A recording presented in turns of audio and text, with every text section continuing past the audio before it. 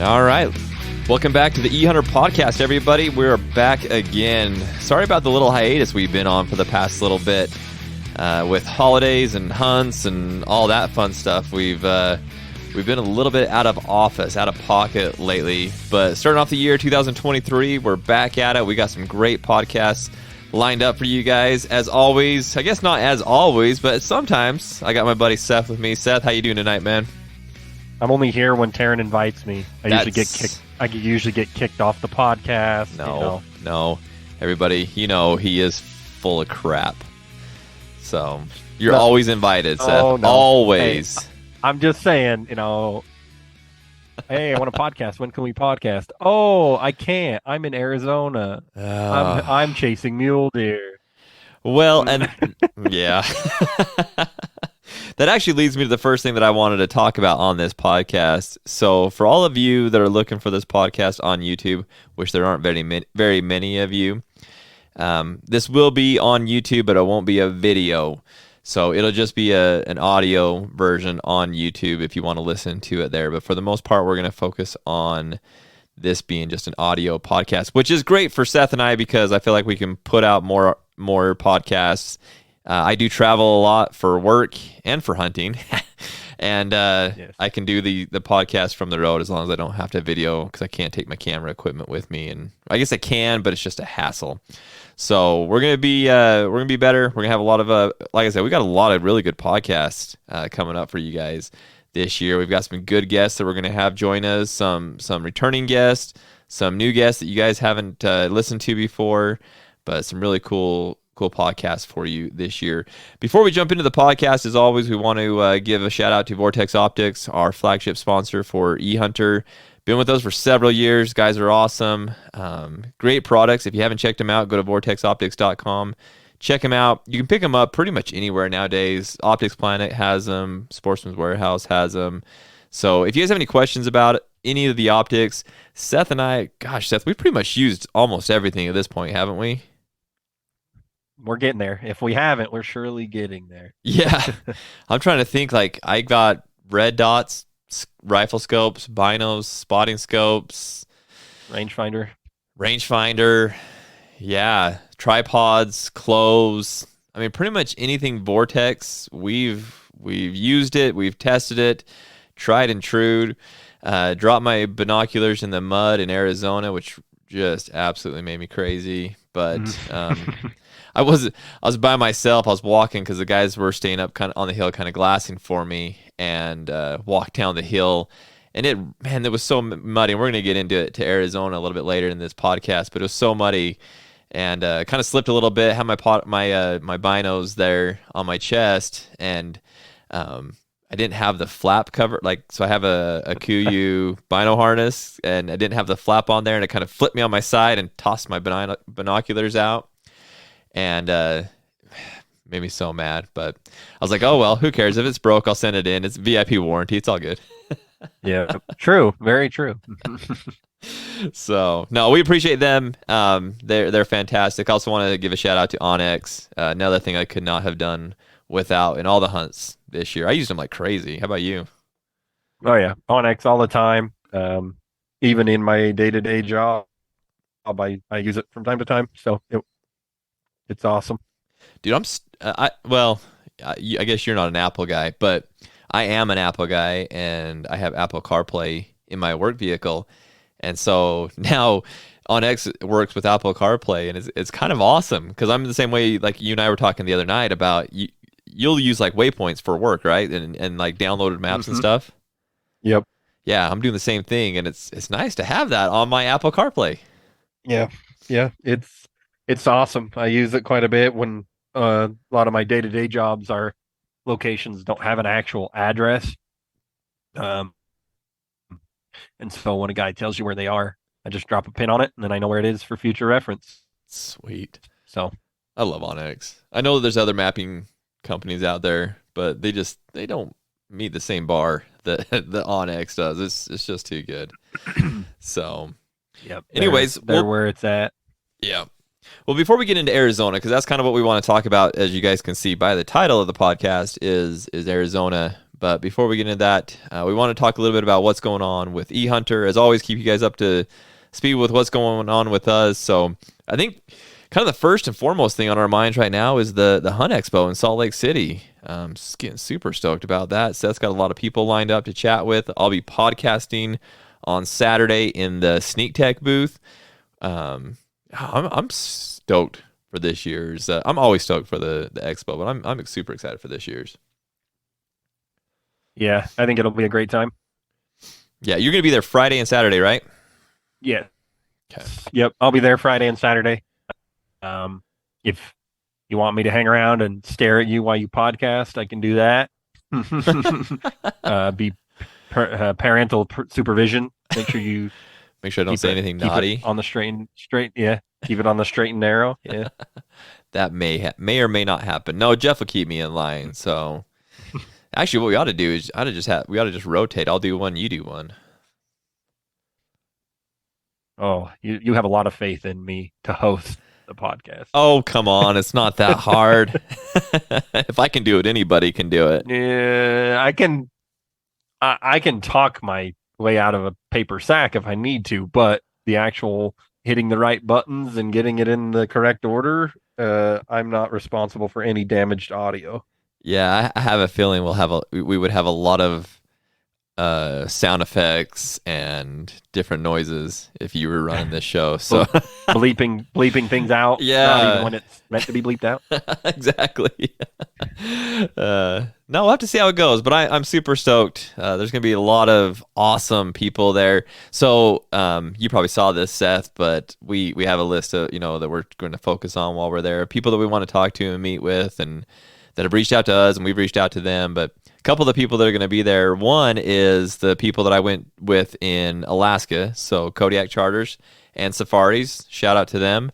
And then also Alpine Hunting New Zealand is going to be there, which is the company that I'm going with next year to New Zealand to do Red Stag. So I'm excited to go and chat with them and hopefully I can get them, one or both of them, on the podcast to just talk about their programs and what they can offer you. And I know I've talked a lot about the Alaska one. I'm sure I will talk a lot about the New Zealand one, but hoping to get them on the podcast while we're there. So it should be a lot of fun. Should be cool. So if you guys are going to be at the expo, come check us out. Come visit with us. Seth and I will both be kind of roaming around on Friday. I'll mainly be at the Sneak Tech booth on Saturday. But we'll be around, so you can just look for our logo. I'm sure we'll be wearing hats and shirts and all sorts of stuff, so you'll be able to find us. You really can't miss us. So, anyways, come say hi to us. You'll see Taryn's ugly face, and you'll be like, "Oh, I know that guy." Oh yeah, they're like, "Oh yeah, that's that guy. Yeah, we know that guy." So, what else we got going on, Seth? Well, the one thing I wanted to bring up was our other big time supporter, Henry, just released a new cartridge / caliber for their lever guns. Did you happen to take a look at that? I didn't know. Well, I don't know. I don't think so. Tell me about it. So it's called the not super prevalent to us Western hunters, but it is called the 360 Buckhammer. So it's a straight wall cartridge, and Remington developed it in conjunction with Henry. And it's pretty slick. It's got a small enough diameter that some of the more strict states that don't allow you to shoot the bigger cartridges or certain amounts of powder, it's meant to fit all those needs. So pretty cool stuff. Interesting. No, I have not heard about this. So it's a semi-auto gun? No, it's in a lever gun. It's a straight wall cartridge. No. Have you looked it up yet? Mm-hmm. So I've got this I've article. looked into it a little bit. Guns.com. Henry launches semi-auto carbine and partners on 360 Buckhammer. Oh, maybe they did the 360 Buckhammer and they launched a semi-auto carbine? Oh, maybe. So the Buckhammer like I say, I know it was in conjunction with Henry and Remington that made it. Um, but it's supposed to be, yeah, it says the straight wall cartridge that flattens them all. Oh man. So is it at SHOT Show Um, right now? Is that where they're launching this at? yeah, that's where they dropped it. Yeah, it was at SHOT Show. That's sweet, Yep. dude. Yeah, so it is. Yeah, the Buckhammer is a lever gun, but they also did launch a semi-auto. It's called the Homesteader. That's interesting for Henry, you know. Really? I'll have to Yeah, check that being out too. such That lever gun is. heavy That's guys. Yeah, dude, yeah, Henry's. that's So if you guys have been following us for any amount of time, you know that we love our Henrys. They're a partner of ours. We do a lot of business with them, and you know, you can go check our videos out on YouTube of our reviews and leave us a comment if you guys want to see anything on our reviews. Let us know while we're on that topic. But don't be surprised if you see some of these guns in our hands here pretty soon to be able to review and tell you what we think about them because. Yeah, Henry's awesome. This is kind of interesting. A semi-auto Henry it's called the Homesteader. called the I home. missed that one. I Yeah, it's was all called the. enamored into the Buckhammer. Let's see. Yeah, it's called the Homesteader. Very, very cool. There's a lot. There was like I can't remember how many new guns released at SHOT Show this week, but a lot and a lot of really cool guns. I mean, some of the new stuff that they're coming out with is pretty amazing. A 9 millimeter out of a rifle. Yeah, Cool. That's cool. isn't that cool? Man, very cool. So yeah, so we should have a lot more coming up on Henry products. We got a couple of their guns that we're thinking that we would like that we'll be doing some reviews on here pretty soon, and yeah, got some cool articles on there too. Yep. Yep. I think it'll be a pretty interesting year in the terms of Henry. Bringing out those couple new rifles and cartridges should be a big jump into the semi-automatic world. It looks like. Yeah, yeah, that'll be a lot of fun. Very, very cool. So yeah, so we'll have that coming up this year. As always, you know, the tried and true. Stick to the website. We'll have a lot of articles coming up on the website. Got some new writers that will be putting up some articles there. Try to keep you guys updated on all of the news that's going on. We have had some requests to do more product review articles, so there'll be some other products on there that we'll be working through. So it won't just be news. But make sure that you're going to ehunter.com. Remember, that's EHUNTR.com. I'd be there every day. We're putting up articles pretty much every day for you guys to go and check out. And so if you want to stay up to speed on what's going on in the hunting world and really just the outdoor world, make sure you're going to the website. We'll still have our videos coming out. Trying to decide, you know, Seth and I are trying to decide what that's going to look like. As far as, you know, do we continue the Monday morning quick tips? Do we do more of just like the hunting entertainment type videos and the product review videos? So, but make sure that you're subscribed to our YouTube channel to make sure you're on, you know, staying up to speed with everything that's coming out there. Let's see, Seth, anything else we're working on? I think you've covered it pretty well. The one thing I wanted to just kind of let them know too is we had been kind of hit or miss over the holidays, which Taryn already talked about. But with the podcast, our goal, you should expect a podcast every week, barring some kind of major issue. So Yeah. stay tuned, guys. You'll have something to listen to on your commute or whatever you're doing. So Yeah, and like I said, we should have some really good guests with us, and if it's not good guests, we've got some great topics to address. Also, trying to get a lot of other people involved as well. You know, we may make some phone calls during some podcasts, and this Roadcaster that I have has so many capabilities. I can make phone calls. I can do all sorts of fun stuff on it. So, yeah, we'll try to keep it entertaining for you guys. Also, keep it, you know, something that you guys want to listen to be informed and whatnot. So yeah, expect those podcasts at least once a week. So cool. All right, Seth. Well, let's jump into our topic for this podcast, which is Arizona archery hunting. And right now, well, over the last year, there's been a lot of changes to Arizona's over-the-counter archery hunts. And Seth's going to talk a little bit about some of the changes that has just happened recently. But Seth, do you mind if I kick it off with talking about my hunt that I just got back from? Yes, sir. Yep, go right ahead. Okay. So I've never hunted Arizona before, and it's something that I always wanted to do. And I've got a really good friend. His name's Chad Feber. He called me one day and he's like, "Hey, would you be interested in going down to Arizona and do an over-the-counter archery hunt?" And we kind of went back and forth, and he's to say he's a great man. That's definitely an understatement. He's awesome. If it weren't for him, I wouldn't have been able to go. So, but had an awesome trip. So we went down with the guys from Zero Guide Fees. And I may actually have them on the podcast at some point in the coming weeks as well. I talked to them about doing it to talk about Zero Guide Fees.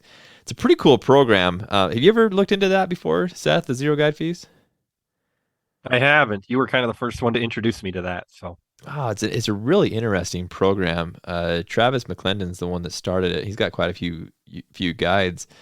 But a really cool program. I'm not going to get into it because, like I said, I'm probably going to have them on the podcast to talk about it here in the coming weeks. But so we went down there with them. We left on New Year's Day, and again, it's over the counter archery mule deer hunt. It's during the rut, and when I was going to Arizona, I was like, "Oh man, it's going to be nice, warm T-shirt weather. This is going to be great."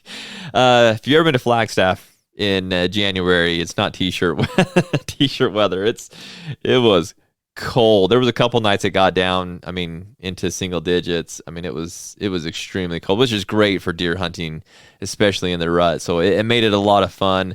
Our guide was awesome. His name's Nick. He took us out. He knew that location, that area so well. And so he took us to exactly where the deer were at. I think it was a second day into the hunt. We were actually headed out to where we were going to go hunting, and we ran across we saw a deer on the side of the road. It was bedded under a tree, and we told Nick, we're like, "Hey, stop the truck!" And this is the weirdest archery story in the world because I've never had an archery animal that I've ever shot from or I saw from the truck and then went and shot. So. Stopped the truck, we got off the road, and seriously, the buck was just like 35 yards away, maybe 50, 60 yards off the road, and he really didn't care much about us. Like he had a doe that he was with, and it was really just one doe that we could see. And if you guys follow us on social media, you saw the reel that I posted, but because Chad, really was the reason that we were there. Plus, he had to get redemption because he'd gone a couple years before as well. He needed to get redemption on a deer. So I told him, I was like, "Hey, if we see a deer, you're up first." And so we saw that one. Cool buck. Not a huge buck, but a great mature buck. And like I said, about 35 yards. We were behind a tree. And I was sitting there videoing with my phone, and he kind of just comes around the tree. He's left-handed, and he comes around the right-hand side of the tree, so it was a little bit awkward. But shot, missed just a little bit back and left, but man, he hit it in the spine, and it dropped right where it was at. Had to put one more in it and to finish it off, but it dropped right there. It didn't go 10, 20 feet from where he was standing when Chad shot him. So. Heck of a shot, heck of an opportunity. What was the name of the broadheads he was using? I was going to talk about that, but I can't remember the name of his broadheads, but they're pretty deadly broadheads. I was using the Grim Reapers, and so I was super stoked to get an animal down with those. I've never shot an animal with a Grim Reaper broadhead, but anyways. He shot his. We hoot and hollered and took pictures and just had a lot of fun with it. In fact, I brought the deer back here. My taxidermist here in Utah is going to taxidermy it for him, and he was kind enough to give me the meat. So we spent the rest of the hunt. Nick would take us around to places that he knew that there were deer, and we put a lot of stalks on. I think I had a stalk every single day. Seth, it kind of reminded me of your freaking antelope hunt. Golly. That antelope hunt, dude. We've talked about that on a podcast, haven't we? Yes. You just weren't sneaky enough, dude. Is that what it is? I need to be like Jeff Barlow and get more sneaky. You should have went to Sportsman's and got you a doe decoy. Maybe. I don't know what it I don't know. was. The problem is, so they're in the middle of the rut. So every buck is surrounded by like 15 or 20 does. So it's like hunting elk. It's like hunting elk in the rut. The great thing about elk is you can call them. You can call them into Yep. you and kind of distract them from what you are. Plus, they don't really care about sounds and movements quite as much as deer do. And so, man, those bucks, when they had 15 or 20 does with them, it was just like little radars everywhere. And so I had one, I can't remember which day it was, but it was middle of the day, like 1 o'clock in the afternoon, and we were just walking. That's one thing I love hunting with Chad, because he likes to walk as much as I do. And so we were walking through these little like finger draw areas, and yeah, it's funny because we're walking there. And he's like, and I was in front. And he kind of pokes me, and he's like, "Hey, it smells like deer." And I can't smell, like my nose does not work at all, so I couldn't smell it. And it wasn't like seriously 30 seconds later, he's like, "Hey, there's a deer right there." And 200 yards away, 250 yards away, we could see a buck bedded underneath a tree, and I could see a doe to his right. And I'm like, "Oh, sweet. Okay, he's bedded. He's got this one doe with him. His other does were probably gone. He just kind of bedded away from them wherever they're at." And so I thought it was going to happen. I got downwind so that, he couldn't catch my smell or anything, or my scent. And I was as quiet. I mean, the great thing about there, like I was saying, it was really wet. And so the ground was super soft, and I could walk without making a sound. And so I got downwind, started just sneaking in really slowly. And Chad texts me, and he's like, "Yeah, you're busted." And I couldn't figure it out. And then as soon as he said you were busted, I kind of hurried up the hill a little bit, and I did actually catch a glimpse of that buck. He was a good buck. He was probably I don't know, 160-ish type buck. Pretty cool looking buck.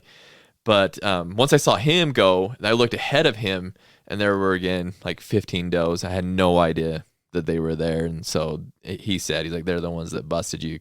He said like 5 of them went one way, 15 of them went with him. So it was hard, but man, it was so fun having stalks every day. But one thing I did want to talk about, and we're going to kind of get into this today with some of the stuff that Seth's going to talk about. But as I mentioned before, Arizona has changed some of the regulations as it relates to this over-the-counter archery deer hunt. One of the changes is they have a quota for all the units.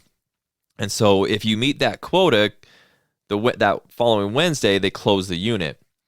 And so Chad shot his deer on a Tuesday, and we hopped online and looked at it. There was one deer, one quota left. And I was like, "Oh, crap." And you have 48 hours to do it. And so he logged on, he submitted that he had killed his deer. And so with him killing that deer, it closed that unit, which really sucked, because actually that unit and then the unit next to it closed as well that same day. And they were the ones closest to where we were staying. And so the next unit that we could go to was about an hour and a half drive, 2-hour drive from where we were staying. So it really messed things up as far as like getting to where we needed to go, being where we needed to be. And then also, like I said, Nick, he was a great guide. He knew exactly where the deer were in those units. But once it pushes out even further away from where we were at, he didn't quite know that territory. He did. I don't mean to say anything bad about that. He knew that area, but he hadn't had a chance to really scout it as much as he had those ones closer by. And so it made it a little bit tougher, but we still were in the deer. We still found them and still had a lot of fun. Ultimately, I wasn't able to bring home a deer. Actually, I was. I brought home Chad's deer. And it's delicious. I made jerky out of it already. It's amazing. Me and you are gonna fight. You better not have made that whole deer into jerky. That whole deer? No, pretty much. Yeah, pretty much that whole deer is gonna be jerky. At the expo. I'm going to strike you, dude. You ought to taste this jerky though. It is so good. Taste than jerky on the planet. I am not a dude. Don't waste good deer meat on jerky. Okay, so one thing you got to remember is this is right during the middle of the rut. I don't care. I've ate rut cooked. I've ate rut deer.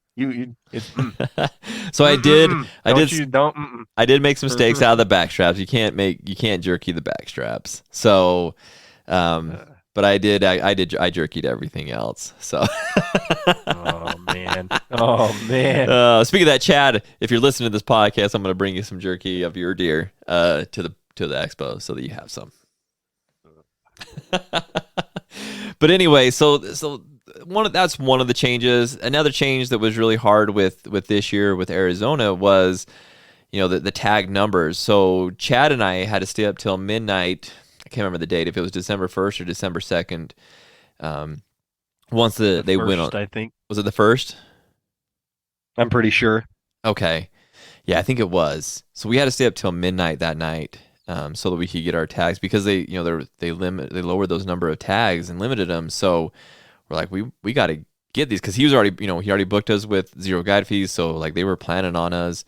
And so we're like, no, we've got to have these tags. And so him and I stayed up till midnight and got our tags, and they were gone. I think they sold out in, what do you tell me, like 14 hours or something like that, or I can't remember. Quick, they sold out really quick. So that was another change that made it a little bit difficult. I mean, and I'm complaining right now, but I mean, all in all, it really wasn't that hard. But these are recent changes that you wouldn't have dealt with in the past, and it did make it a little bit more difficult for this hunt. But all in all, I mean, it was a blast. If you ever had to get a chance to go and hunt Arizona, it's amazing country.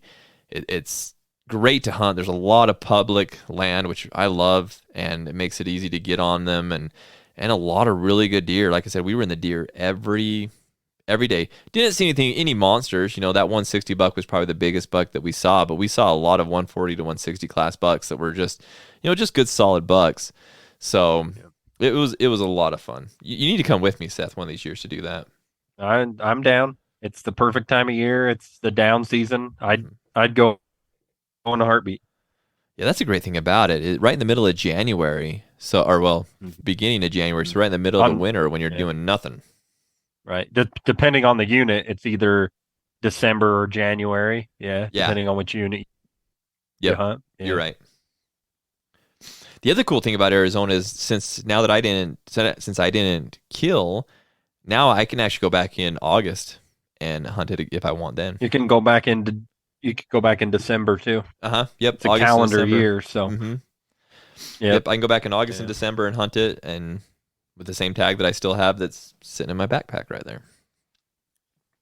So there you go. Pretty cool opportunity. But you wanted to talk about some of the changes that have happened just in the last few days. So I'm going to turn over to you, Seth, to kind of talk about some of those changes so that everybody's aware of those. Yeah, so about a week and a half ago, they structured it a little differently again. So essentially what they did now is they officially set it as a 10% quota to non-residents. So now non-residents can only buy 10% of the archery deer tags in Arizona, which means that there are only just under 3,000 tags in the non-resident pool now. So how Taryn talked about waking up or staying up or however you wanted to do it, that's probably going to be the norm to get your OTC tag. Here's the tricky thing, though. They base that off of the most recent 5 years of resident archery sales. So if the residents buy 30,000, which is or 28.5 or whatever that they're using for 5 years, then that's what they're going to sell. But say they only sell 15.5 or something, you're going to see that drastically drop down or come up depending on how the resident sales are going for those deer. Same basic concept Taryn talked about. December 1st will be the day that you need to buy your permit, and they now will only be sold online. You cannot go into a place and buy them like you used to in Arizona. Which I'm down with that. I think that's I'm fine with that. Yeah, and then the other part of that is they still are holding true to the quota that Taryn talked about as well. So, um, same thing could happen. You could buy a permit, be hunting a unit on a Tuesday. The following day, you can't hunt that unit anymore. Which can be a challenge, like Taryn talked about. You're hunting it, and then poop, now you can't do it. See, Um, and so the crappy just thing a about few that, more rules. yeah, the crappy thing about that, like for us was, Chad killed that deer, and I mean, he killed it. Like I said, we were headed out to go hunting, and so it's like 3 o'clock in Mhm. the afternoon, 2:30 in the afternoon. I can't remember what time it was, and he killed that deer. Like I said, we took care of it and did all that, but then we were still able to hunt that day, and we actually got on a pretty cool little like 150 sized 4 point that night, and kind of made a little bit of a stalk. He was really spooked because we pulled up in the truck, but had I had the chance to go back there the following day, who knows what would have happened. So that Right. quota thing is tough. Yeah. And the quota, it really does make it tough. And it's come about from what I can understand. And it's come about because there was a lot of concerns from the residents that younger, easier to kill deer were dying and the quality of the deer had fallen. And that was their biggest concern, is that they felt like too many people, both resident and non-resident, were killing smaller deer. I don't know why that was a concern, but that was a concern for them. Um, and then I feel like they must have complained more, or somebody must have done something for them to target non-residents even more. And let's be honest, non-residents typically get blamed for a lot of things, whether it's actually their fault or not. Hmm. Um, and so this restricting it to 10% is going to be even trickier. Um, the only benefit, though, I guess, is if the previous quota was, say, 30%, or the previous total was 30% of what the archery sales were, you definitely will have less deer being taken, and maybe that means you'll have less hunters in the field. I don't know for sure. That's a good point. That's a really good point. And I get it. I saw a sign during my Utah rifle hunt this year. It was put on a fence, and man, whoever did it, if they're listening, I want to just shake your hand. But it was made up like the remember all those Black Lives Matter signs and shirts that everybody was wearing. Mm-hmm. It was one of those, but it said 2 point lives matter. Yeah. I mean, yeah, we could have smoked so many little bucks. So many little 2 points. In fact, we had one that we were chasing on the last day. Chad and I called him Tiny Tim because he was gimping from I don't know if it's just from the rut or what, but he just a little 2 point could have smoked him easy. So I mean, I get it. They don't want anybody killing those little bucks, and I know that non-residents always get the blame. And here in Utah, when anything goes wrong, I'm blaming all you that don't live here in the state as well. But I mean, again, we could have had that chance. We didn't. We were looking for something better than that. And I would hope that people that travel to hunt, I'm hoping that they're kind of that same way. That they're, if you're going to spend the money, invest that much in it, I guess there's two ways to look at that. You could invest the money, and you're I think like, you get it. go ahead. Oh, go ahead. No, I was just going to say that you definitely get that. It's like a 50-50 coin flip. Either get the guy that's like, no, I've spent a lot of money, I want a nicer class of animal, or you get the guy that goes, no, screw that. I spent X amount of money. I'm bringing something home. Yeah. Yep. I, So, yeah. So I guess I get that, but I'm more on I'm spending that much money. I want a really nice. I want to come home with something I can, really be proud of, and something that's special. You shoot a little 2 point. I guess it's still special to somebody, and it's a trophy to somebody. But right. I want to come home with something that like Chad. Chad's gonna put his up on his wall in his office. It's gonna be a cool looking mount, just because of how unique his deer is. That's kind of what I go for, and I would hope more people do, because you got to let those young bucks live. They got to be able to mature. If we want to be hunting good mature bucks, you got to let the little ones live. So that's the way I look at it. Yeah. Yep. And it's like I say, everybody's got their own feel for what they want to shoot, and I definitely am a proponent of lead hunting rules and laws that let people do that. Just because once they start doing restrictions and things, we've seen the bad that comes with that, and I think if we really wanted, and I hate to say this, but I think Arizona's kind of onto something here. If you really want bigger deer, you just kill less deer. Yeah. I know that's it's a pretty cut and dry thing, but if everything's equal and there's water and, the deer population is doing well, the wild, mammal predators are going to kill so many, and then humans are going to kill so many. We can't really control what the lions and the coyotes do. I mean, we can hunt them, but we can only control that to a certain point. But wildlife managers can definitely control how many deer are killed by hunters by limiting tags or putting quotas in place or doing what they're doing now. That's no different than here in Utah, right? I mean, here in the unit that you and I live, they cut the tags significantly, but if you want bigger, better deer, that's kind of what you've got to do. I mean, you and I both talked with the biologists here, and it's what they had to do to get the animals to where we want them to be. So, and that was just to get the buck to doe ratio right. They don't even manage mature deer versus small deer. Right. It was just that the buck to doe ratio was bad, and the deer population itself overall had took a hit with the drought, and so they actually reduced it by more than 50%.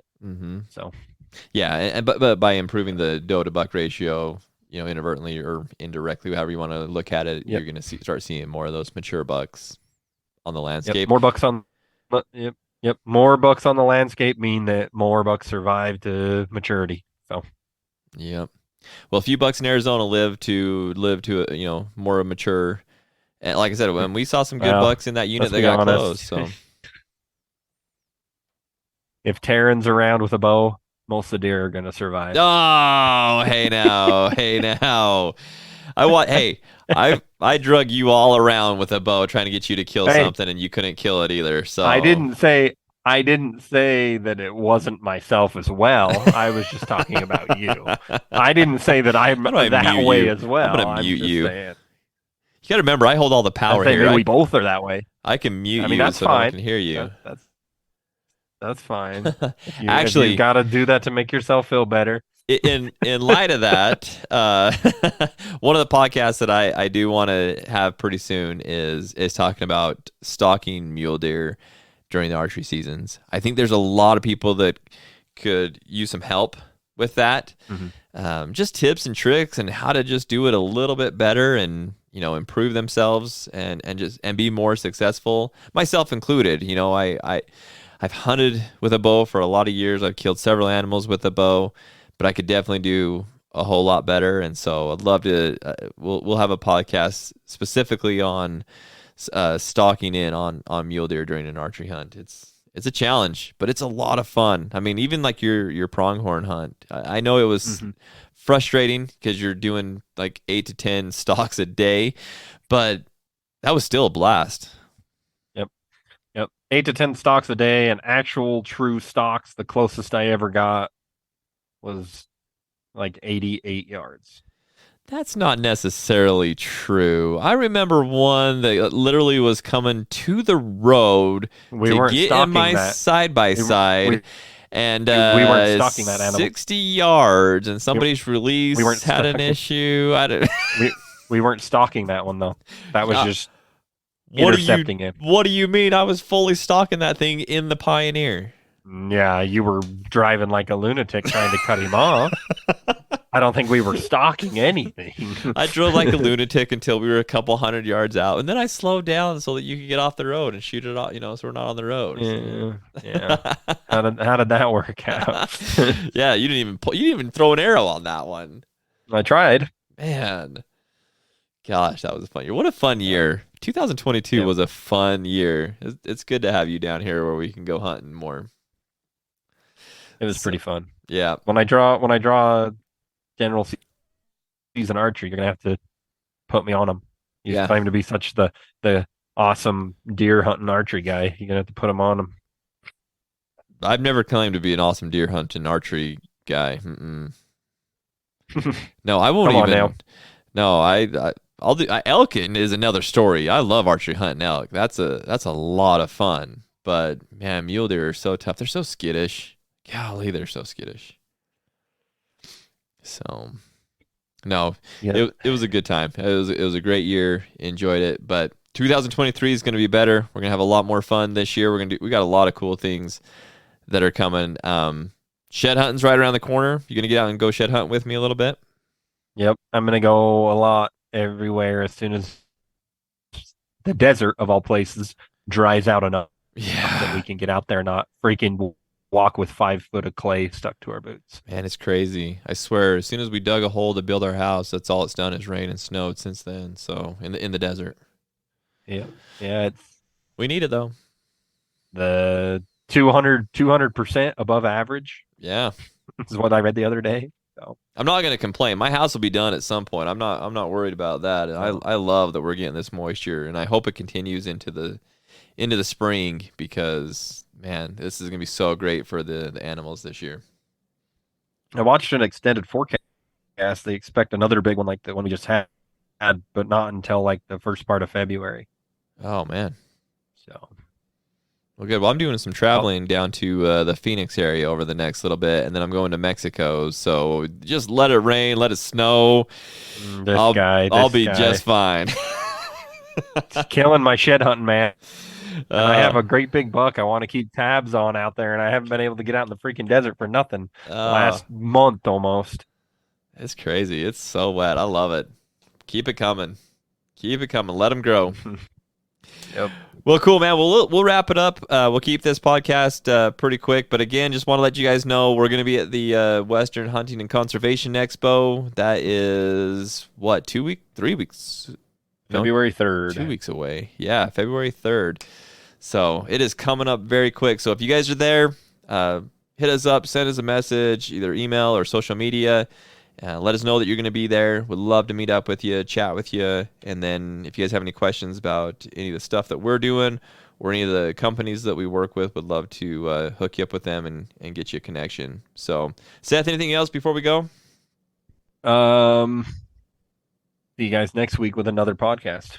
How about that? Sounds good, brother. Sounds good. I like the sound of that. All right, guys. Well, as always, we sure appreciate you and appreciate you supporting our channel. As always, remember, subscribe, comment, like, all that stuff to the podcast, YouTube. Go to our social media pages, give us a follow. And like I said earlier, make sure you're going to the website each and every day. There's articles being written several times a week. A lot of good news, a lot of good content. So make sure you're checking that out. So there's tons of old stuff that you've probably never read on there too. Just search what you're wanting to read. We've covered a ton of stuff from news to our lists and reviews and tons of stuff that you can find if you're not looking for anything that's particularly current.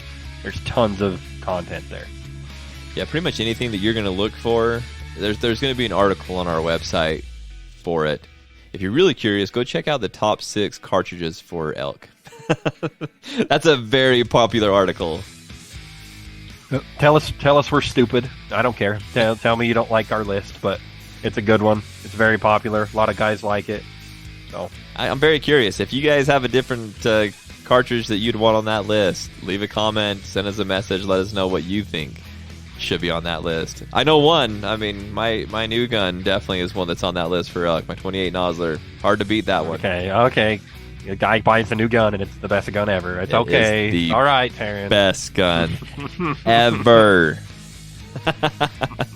All right, guys. Well, we will see you, or we won't see you. We will talk to you all next week again. Thank you so much for your support. Seth, we'll catch you later, brother. See you guys.